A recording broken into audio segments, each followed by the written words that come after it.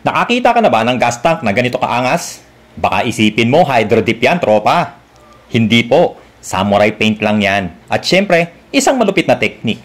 Tara tropa, ituturo ko sa'yo kung paano ko ginawa ito. Simpleng DIY lang to, yakang-yaka mo yan. At ito, yung TMX gas tank natin. Luma na to, kaya in-strip to metal ko muna ito. Tapos, nagmasilya din tayo dahil meron siyang mga dent. Nalihan na natin to, kaya ready na to para applyan ng primer. Kaya eto na nga, binugahan na natin ng primer. Ginamitan natin yan ng 2KO4 Epoxy Surfacer. At 3 coats ang inilagay nating primer dyan. At nang matuyo na nga yung primer natin, nagliha tayo. Wet sanding number 800 ang ginamit natin. Tapos eto na, nagbubuga na tayo ng kulay. Black 30109. At eto naman ang sunod na gagamitin natin. Chameleon T901. Apakalupit nito, tropa. Apakaangas ng kulay nito. Tignan mo, pag pumatong to dun sa black, lumilitaw na yung kulay ng chameleon niya. By the way, tropa, ang Chameleon T901, tatlong kulay ang makikita mo dyan. Red, blue, at saka yung purple. So, yan yung Chameleon T901. Ginawa natin dyan, binugahan natin yan, tatlong coats, tropa. Nang sa ganon, solid na solid yung kulay. At eto na yung malupit natin technique. Ibabahagi ko na, tropa. Laundry net to.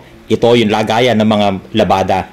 Lalo na yung mga masiselang tela kapag inilalagay natin sa washing machine. So kung mapapansin nyo, tropa, no, may pintura o may kulay yung laundry net ko. Dahil nagamit ko na yan, pwede kasing gamitin yan 3 hanggang 4 na gamitan. Depende sa pagbubuga mo. So ang gagawin lang natin dito, tropa, babalutan natin to. Parang regalo na yung gas tank natin. Binalutan na natin. So dapat lapat na lapat yung laundry net. Nang sa ganon, kapag nagbuga tayo, maganda yung effect nung kalalabasan ng design natin. So, ganyan lang ginawa ko. Itinape ko lang yung mga dulo ng laundry net dito sa likuran ng gas tank. At eto na. Pwede ng bugahan. Ngayon, bubugahan natin to ng marine blue. Ang code nito, Y139. Ito yung candy blue ng Yamaha Colors ng Samurai Paint. At ang isa pang technique dito, dapat pantay na pantay yung buga mo, tropa. Dapat wala kang mamimiss na part. Na sa ganon, pag tinanggal na yung laundry net, napakaangas. Tapos, pinatuyo nating mabuti. Kaya eto, pwede na tayo magtanggal ng laundry net natin. At eto na itsura niyan, tropa. Papakita natin kahit wala pang top coat. So nakita nyo yung effect. Para na siyang na-hydro dip. Ang tawag ko dito, reptile skin effect. Hindi ko alam kung ano tawag ng iba dito. Basta sa akin, ang tawag ko dito, dahil ako ang gumawa nito, reptile skin effect. So ayan, tropa. Pwede na tayo mag-top coat. At eto naman ang technique sa pag-top coat, tropa. Kung mapapansin nyo, walang tintab to, di ba? Kasi nga, ang ginawa natin dyan, nagbuga tayo ng K1K clear ng 3 layers. Tapos, pinatuyo natin maghapon. Saka tayo nagliha. Wet sanding number 800 ang ginamit ko. So ngayon, magbubuga na tayo ng last and final coat. K1K clear pa rin ang ibubuga natin, tropa. Pero this time, ang application natin, wet application.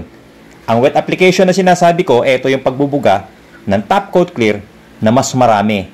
Na para siyang basang-basa, tropa. Pero dapat tatansyahin mong maigi yan, tropa. Dapat hindi yan tutulo or luluha. Nang sa ganon, maganda yung finish na magagawa natin. Alright, tropa, tapos na. Eto na, yung TMX gas tank natin na naka-blue chameleon reptile skin effect. Angas ng tintab, tropa. Yung lumang gas tank, maangas na ngayon. So, ganyan lang gumawa ng mga ganitong design. Pwede rin to sa mga fairings, tropa. Basta kayang balutan ng laundry net. O ayan, nakakuha ka na naman ng technique, tropa. Pwede mo na tong gayahin. Easy DIY lang naman, di ba? So, dun sa mga sumusuporta sa Scooter Kid, maraming salamat po. At syempre, big thanks sa Samurai Paint Philippines at syempre sa Posh Motorcycle Shop. So, paano? Kita-kits na naman tayo next video, tropa. Ride safe palagi. Peace!